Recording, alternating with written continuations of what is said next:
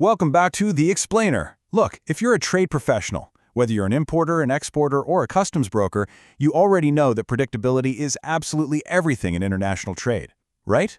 Today we are bringing you a comprehensive, empowering walkthrough of what is, quite frankly, a massive digital leap. We're talking about the newly digitized Customs Authority for Advanced Rulings, or the CAAR portal. We're going to explore exactly how to navigate this system so you can get up to speed fast. So let's take a quick look at how we actually got here. For the longest time, under Section 28H of the Customs Act, the mandate was strictly physical paperwork. I mean, you literally had to manually file your advance rulings. Talk about tedious. But the wheels of change really started turning back in 2018 with a major amendment to the Customs Act, which paved the way for dedicated authorities. By December 2020, we saw the first CAAR officials appointed in Delhi and Mumbai. And today? Well, we're finally experiencing this highly anticipated shift to complete online filing. It's a real game changer. Okay, so here's our roadmap for today's explainer. First up, we'll look at the big picture, the shift to digital filing. Second, setting up your account. Third, navigating the CAAR web form itself. And finally, managing the CAAR dashboard. Let's dive in. Section 1. The shift to digital filing. As you'll see, you are now working in an entirely integrated environment. ICEGATE and SWIFT basically act as this unified online gateway. What this means for you is that it effectively replaces those dreadful physical queues, the lost couriers, and all that manual tracking with a sleek, centralized digital ecosystem. It brings the entire advanced ruling process directly to your screen. No more running around. Moving right along to Section 2, setting up your account. All right, your digital journey begins right here at the ICEGATE portal login page. When you hit Register Now, you'll have a choice to make. Are you doing a fresh registration, or are you continuing using a reference ID? Just a quick heads up on that, if you generated a reference ID earlier, it's only valid for 15 days, so keep an eye on the clock. But whether you're brand new or just resuming, this login screen is your definitive first step toward totally paperless filing. Now, if you are acting as the parent user representing your organization, you're going to walk through these quick security steps. First off, you'll enter your valid organization PAN and GSTIN. Next up, you'll authenticate via OTPs. You know the drill. Those get sent to your registered mobile and email. Then you simply verify your Aadhaar number. Once everything checks out and is submitted, boom, you'll receive your default login credentials emailed directly to you. It's like getting the master keys to the portal. Okay, listen up, because during this setup process, there is an absolutely critical step. You literally must select the exact CAAR role from the grid of user options. Your selection here completely dictates the system capabilities you get. Seriously, if you don't select CAAR, you simply won't have access to the advanced ruling tools you need. So double-check that box. So what's really interesting here is the clear hierarchy built into the system. Parent users hold the master keys, right? They register the organization, they knock out the KYC. But, and here's the best part, they don't have to do all the daily grunt work alone. Actually, parent users can generate what are called child user subaccounts. These child users get their own login credentials to access the CAAR module. This means your team can seamlessly step in to raise and manage specific applications day to day. It's super efficient. Section 3. Navigating the CAAR web form. Now we're getting to the good stuff. This web form builds some incredible efficiency into your workflow. Remember the old days when routing paperwork to the right office was a total headache? Well, no more. The web form features this brilliant, intelligent routing mechanism. The very second you pick your applicant state from the dropdown, say Maharashtra for example, the system seamlessly and automatically links you to the exact right CAAR secretariat, like CAAR Mumbai.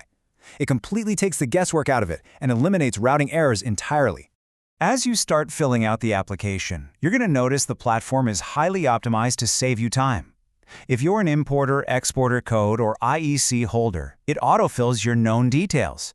If your applicant address and postal address match, it automatically bypasses the redundant fields. How great is that? But actually, a quick heads up on attachments.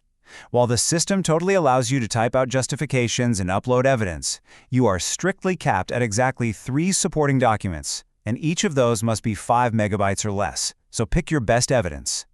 All right, before you can finalize everything and hit submit, you are going to encounter this number, 10,000. There is a fixed fee of 10,000 Indian rupees for the CAAR application. The system just auto-populates this, and no, it won't let you alter the amount. It is what it is. Luckily, paying that fixed fee is entirely digitized too. You've got the flexibility to clear that 10,000 rupee charge using any of these 4 really convenient voluntary payment methods. You can use NEFT, RTGS, net banking, or a payment gateway, all directly within the portal itself. Super smooth. Okay, once your payment clears, you are brought right to the finalization stage. First, you're going to preview your final draft.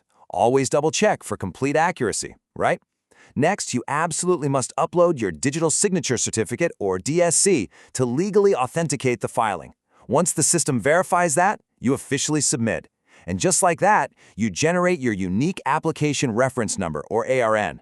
Keep that ARN safe because it's your golden ticket for tracking your filing going forward. Finally, Section 4, Managing the CAAR Dashboard. Think of your dashboard as your ultimate real-time command center. It tells you exactly what actions you need to take. Whenever a CAAR official reviews your file, the status updates dynamically. If it pops up saying query raised, well, you need to jump in and submit a reply. If it says ruling order issued, congratulations. You can go ahead and download your final ruling. It's entirely transparent and keeps you totally in the loop. Now, I want to pause here for just a second because 90 is arguably the absolute most critical deadline number in this entire explainer. Pay close attention to this. Here is exactly why that number matters so much to you. If an officer needs clarity on something, they'll issue a deficiency memo and your dashboard status will flip to query raised. From that exact date, you have exactly 90 days to reply. If you don't respond within that 90-day window, the CAAR officer can reject your application entirely. And wait, it gets worse. Not only is your application bypassed, but your 10,000 rupee fee is entirely forfeited. Gone. So please, monitor that dashboard. Now, occasionally, CAAR officials will request a personal hearing. When they do, an appointment request is going to pop right up on your dashboard, and you're completely empowered to handle this instantly. You can just click Accept to lock in your attendance for the scheduled date and time, but, life happens. If you've got a scheduling conflict, you can easily click Reschedule, suggest a new date and time, and fire that request straight back to the officer. So, what happens if you realize you made a huge mistake, or maybe you just no longer need the ruling? Well, the portal does offer a withdraw button, and you can actually use it anytime up until the final ruling is passed. But, and this is a big but, keep this direct quote from the source manual in mind. Utilizing the withdraw option means you are voluntarily surrendering your initial fee. Yep, you do not get that 10,000 rupees back, so be absolutely sure before you click Withdraw. Look, digitization is amazing, but let's be real, tech glitches do happen. If you ever hit a snag, whether it's a failed payment that just won't resolve itself, or maybe a DSC signature that refuses to verify, ICEGATE provides these dedicated 24/7 support channels. You've got a toll-free help desk, an official email, and the Directorate General of Systems right there to help get your application back on track. The days of drowning in physical paperwork, dealing with annoying courier delays, and endless guesswork, those are officially in the past. You now hold a fully transparent, highly efficient digital ecosystem literally at your fingertips. So the real question is, now that the friction of filing has been completely eliminated, how much time and money is your organization going to save on its next advanced ruling?